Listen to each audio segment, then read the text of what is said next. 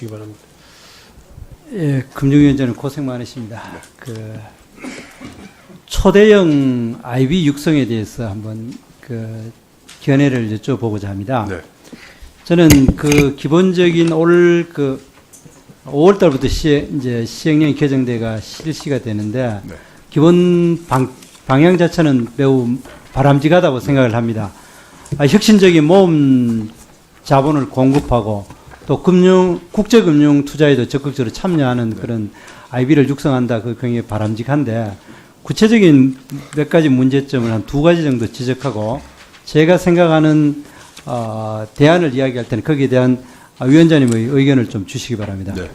첫 번째, 지금 대형 IB의 규제 완화 수준을 자본금을 기준으로 4조 원 이상과 8조 원 이상으로 두 가지로 지금 나눠놨지 않습니까? 그렇죠? 네, 그렇습니다. 네. 그래야 되는데 지금 8조 원 이상 같은 경우에 투자 종합 계좌라고 그럽니까? IMA라고 종합 투자 계좌인가? 네, 종합 투자 계좌입니다. 예, 그거를 하는데 그렇게 IMA에 대해서는 회사 자체 자본금을 가지고 원금 보장을 해주지 않습니까? 그렇죠? 그렇게 됐을 때에 어떤 현상이 일어나는가?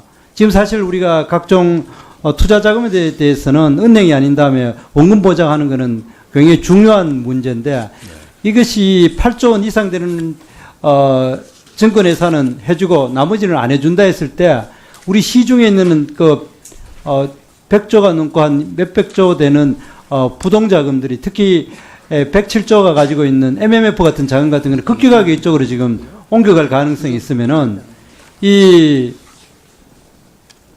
IMA를 발행할 수 있는 회사의 자산은 엄청나게 늘어날 겁니다. 그것이 우리 사회가 지탱할 수 없을 만큼 늘어날 가능성이 굉장히 높습니다. 예를 들어 옛날에 이 한투하고 대투 같은 경우도 확정금리 보장을 해줌으로 인해 가지고 엄청나게 자본이 몰리고 결국에 가서는 10조 이상의 이 공적 자금이 투자된 사례가 있는데 이거는 금리 보장보다 훨씬 더 강한 거를 주는데 특정 회사만 사실상 혜택을 주는 편에 해당되거든요. 저는 원금 보장하는 것이 나쁘다는 것이 아니라 8조라는 기준 자체가 굉장히 인위적이라는 느낌을 저는 준다는 겁니다. 특히 이게 대상이 될 가능성이 있는 것이 미래에셋 금융 하나인데 미래에셋 금융이 자체가 인사이트 펀드 같은 경우는 5조 원밖에 되지 않는데도 사실상 한때 56% 손실도 난 적이 있고 그리고 또 90% 이상 투자자가 손해를 봤지 않습니까? 이런 데다가 지금 현재 원금을 보장해 줄 때는 지금 현재 CMR 기준으로 한다면은 약 68조 정도까지 미래에셋 같은 경우는 자본금을 먹을 수 있는데 투자금을 먹을 수 있는데 우리 이 금융시장이 감당해내질 수 있는 수준을 넘는다고 생각을 합니다.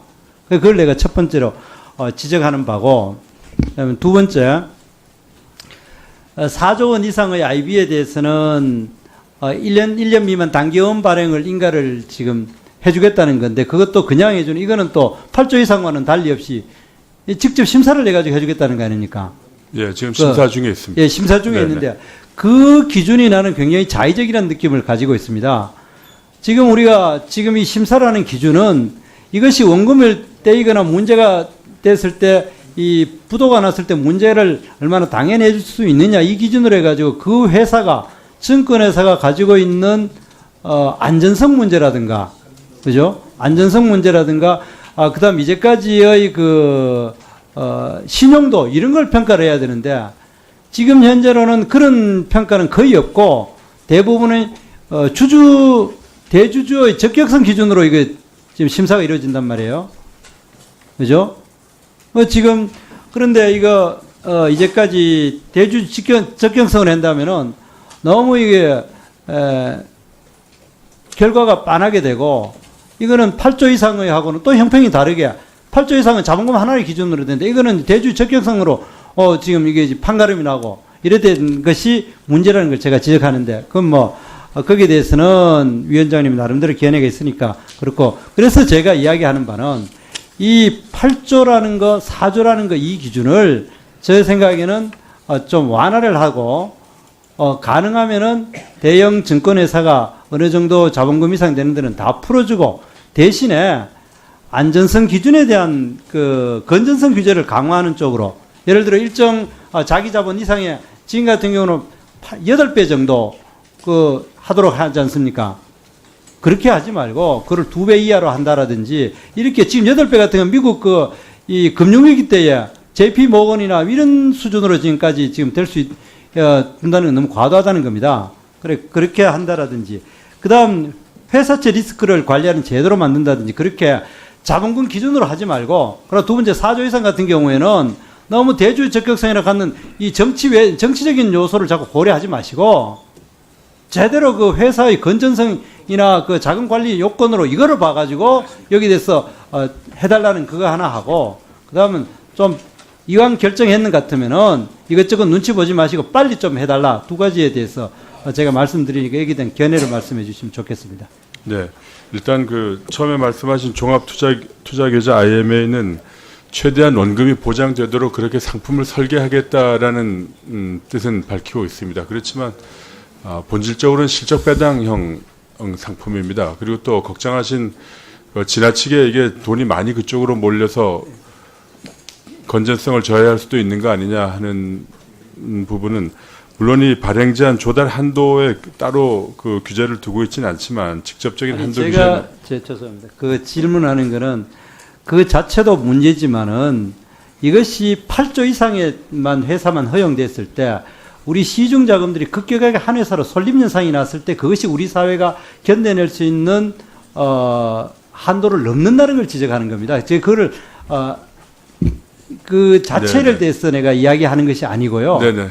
네, 그래서 그렇게 쏠리지 않도록 또 다른 장치가 있습니다. 예를 들어서 IMA 수탁금 규모가 많이 지나치게 늘어나게 되면 또 경영 평가할 때 불이익을 받고 불이익을 받는 게 그 내용이 여러 가지 그 제재가 있습니다. 그래서 지나치게 늘리기 어렵다는 구조로 돼 있다는 점을 위원장님, 정태혁 의원 질문에 대해서 말입니다. 네. 그런 안전장치를 하는 룸이 별도로 있다라는 것을 설명을 좀 드리십시오. 네네. 네, 추가로. 네, 그렇게 하겠습니다. 네, 그리고 말씀하신 그 대주주 적격성 외에 그 회사 건전성 문제도 같이 봐서 심사하도록 그렇게 하겠습니다. 예, 정태혁 의원님 수고하셨습니다. 다음은 더불어민주당의 전해철 의원 질문 시간입니다만은 우원식 원내대표께서 응원을 오신 것 같습니다. 전해철 의원님 질의해 주시기 바랍니다.